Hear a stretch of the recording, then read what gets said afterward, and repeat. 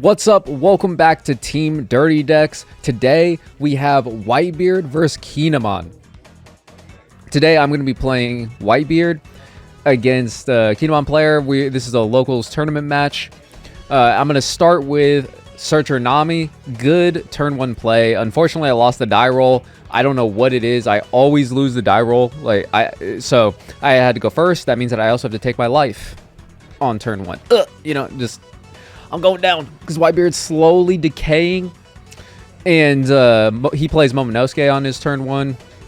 And then he activates Momonosuke's effect. Gets to search the top 5 for any Wano card that he wants. Remember, guys, deck thinning is deck winning. Searchers are broken in One Piece. He's looking. Is he going to grab Yamato? Yes, the 4-drop Yamato. When played, rests a card. 6 with a 6 entry cost or less. And then he's going to go ahead and pass. I now have 3 Dawn. Whitebeard can do so much with 3 Dawn. So I'm going to go ahead and swing Nami into Momonosuke. That's an easy clap. Swinging 2 into 0. Broken. And then next, I'm going to attach 1 Dawn Deleter. Make it a nice 7k into lead, which usually in the opening, they're going to take that. And he says, I will accept that. So now I'm going to go ahead and play another Searcher Nami. Let's go. And I'm going to grab the 1 Dawn Nami that when played, you can activate main and give a rested Dawn to somebody. I'm going to play a 3rd Searcher Nami. Oh my gosh. And then I was going to grab a 2 counter Usopp, but instead I noticed, I'm like, oh wait, I almost missed out on that Rush Luffy there. Which was kind of crazy. Out of all of the Searcher Namis, I only saw 1 Radical Beam. So the top 15 cards in my deck, there was only 1 Radical Beam. Kind of crazy. Because usually if I play Searcher Nami, all I'm looking for is Radical Beam as Whitebeard, because eventually you're going to have to go down to 0 life. Like at some point in the game, you're probably going to see 0 life. So you want to have as many Radical Beams as possible. So kind of unlucky there, but it's fine because I have 3 Searcher Namis, which, you know, all Searcher Nami replaces itself, and that is a threat. If you attach 3 Dawn to it, you can swing into leader. So he's going to go ahead and swing into Nami. He sees the threat. He knows what's coming, man. And then he's going to go ahead and probably, he called out activate main. He's going to tap 3, probably play the Yamato just to play it. Yamato doesn't feel as good when your opponent's playing low-cost cards like this, but he just wants a 6k on board. Because when it comes back to me, my Nami's just going to restand anyways. I think I remember we were talking about it. We were both like, man, this is a weird hand. Like, neither one of us really drew that well. Weird hand is weird. And right here, I could go into 5-cost Luffy, but instead, I put some spice in this Whitebeard deck. I just wanted to play the 1-drop Nami. So then I used the rested Dawn, and I used 2 more Dawn to swing 5k with the 1-drop Nami. Swing at lead.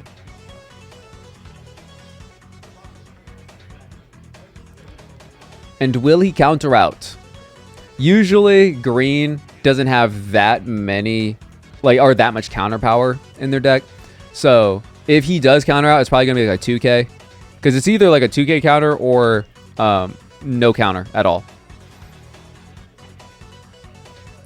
He's probably got Okiku's and stuff. Oh, yep. He's going to go ahead and ditch Bonnie to protect himself.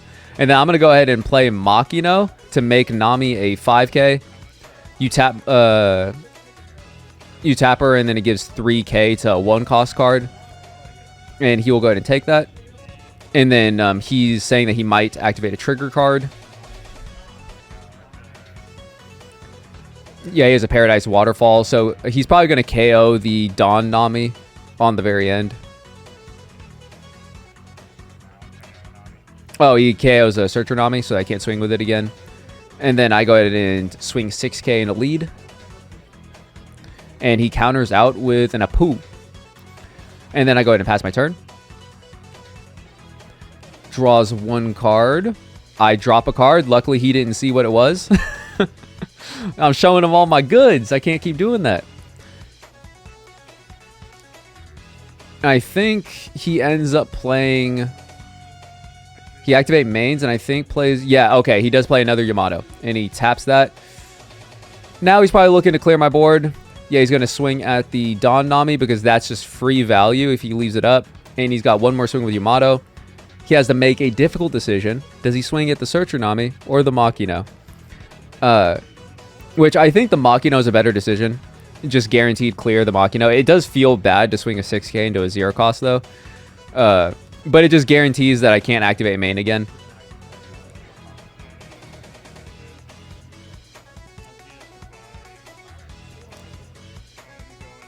And he has 3 Dawn left. Probably going to search with a Bonnie or a Momonosuke, I would assume. Okay, yeah. Plays Momonosuke and then taps another one to activate Momonosuke's effect. Look at top 5. And then he's going to grab an Okiku. Okiku is a very good card. Attach 1 Dawn. You can rest 5 costs or less on your opponent's side of the field. Pretty good. Pretty good. And then he passes with 1 Dawn open. That means that he's threatening Paradise Waterfall. You always got to think about that when your opponent leaves Dawn open. Just know that it's like they have access to it. And he triggered a Paradise Waterfall, so we know that he plays it. Not every Kinemon player will play Paradise Waterfall, but once you see it, you know that it's in their deck. And now I'm sitting here with 7 Dawn. I think I remember having Ace in hand, so it's like I could play Ace. No, I actually don't think I had Ace yet. I could play Rush Luffy, though, that I got earlier. I do the easy thing. I swing Nami into Momonosuke. Those Momonosuke's are basically blockers. Because you just have to clear them or else they're going to keep getting free value. And I play Rush Luffy for 5. Swing 6 into the 4-cost Yamato. So 6 to 6. Probably going to counter out here. He probably wants to keep that card on board. Which is fine. Because it's against green. Oh, so he Paradise Waterfall. Yeah. That's why you also swing. I didn't commit any Dawn to the swing. Because I knew that he was threatening Paradise Waterfall. So then I was like, okay, yeah, he's probably just going to like get out, restand it. And then I swung 6k into lead. He takes it. I didn't even have... I think I only had the 1 Radical Beam still that I got off Nami. But I just left the 2 Dawn open because I knew that he was going to take the 6k anyways. And he's going to go ahead and swing 8 into Luffy, I would assume. Because he probably wants to clear my board. Yeah. Okay, so he's going to swing 8 into Rush Luffy. I'm going to use Otama and a Vista to get out. He's going to swing 7 into Luffy. I probably have a 2k in hand. Yeah. Combo with Otama. And he's going to swing 7 into Luffy? Question mark? He's thinking. He's thinking. Yep, 7 into Luffy. I Radical Beam. Interesting. Man, I must have not had anything in my hand. Better play would have been Radical Beam first, and then 2k counter, 2k counter. So then I would have still had Vista in my hand.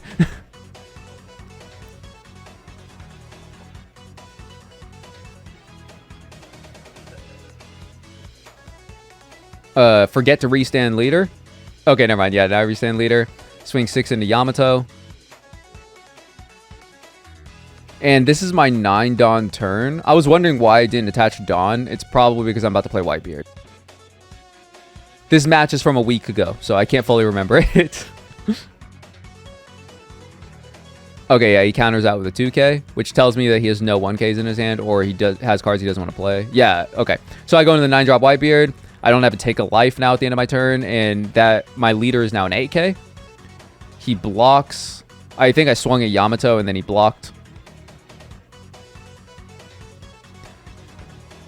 I go ahead and pass. And now this is going to be kind of weird because Luffy's probably going to have to die here. Since I Radical Beamed, I'm pretty sure I have very low counter power in my hand. So Luffy's probably going to have to die here. And it looks like he's divvying up his Dawn. He's going to go ahead and attach what looks like 3 Dawn, maybe 4. Oh, he's going to attach 4 Dawn. He's going to go 9 to Luffy. I don't even know why I'm looking at my hand. I have to have an atrocious hand. I was probably just like acting like, you know, maybe do I save the Luffy? And then he plays a blocker and an Okiku. So that means that I don't have game. That blocker just kind of guarantees that I don't have game right here. Kind of unlucky. Because I only have 3 swings on board currently. And he has 2 life. So I need to hit him for 3 damage. And I only have 3 swings on board. So the blocker just makes it so I can't get game right here. If it was a lower blocker, I might have it. Because then I could clear it with Whitebeard. But it is a 4K blocker. So we would need to use a modifier first to get it down. And I comboed Otama's away. Okay, so I just go ahead and swing 6 at lead just to see what he'll do. Because I think right now he has like 3 cards in hand. So I was just wondering if he had 0 counter power in his hand and he like had to block or take this, then I might have been able to get away with this. But because I think I have an ace in hand at this point. But then since he countered out, I was like, ah, yeah, that's probably game. If he had 0 counter power though, I was like, maybe I get it. Okay, so I go with ace and I minus both of the Yamatos, which you might be thinking like, oh, why didn't you minus the blocker and then try and get rid of it? I could have like minus the blocker, C-quaked it away like this, but just looking at the board, I was like, there's no way that I win here because I can't give any Dawn to Nami and clear the blocker and play ace is what I was thinking. So then I was like, I'm just going to try and clear his board as well. So I swing into leader just to get him down to 0 life. And then I also clear the Yamato because both of those are 3Ks now. So then I C-quake and then I also use 9-drop Whitebeard's effect to clear the Yamato. Or clear both Yamatos.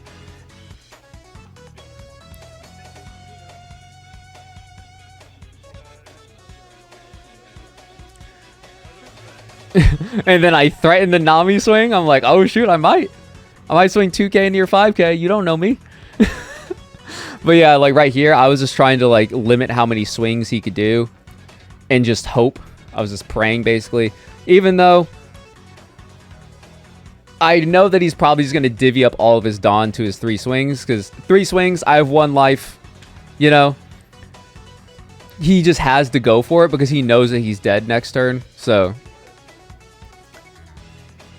right now, he's probably just thinking how he wants to divide it up. He has a 4K, 5K, and a 5K base on board. So he's probably going to go like low first to high. But he's so ahead right now that it doesn't really matter. Okay, so he's going to swing 8 into leader. I take. That means I have 0 counter power in my hand. He swings 7 at lead. I counter. Yeah, I have no 2Ks in hand. And then he swings 9K at leader. And I say GG's.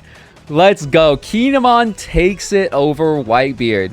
So great games, and we will see you in the next video.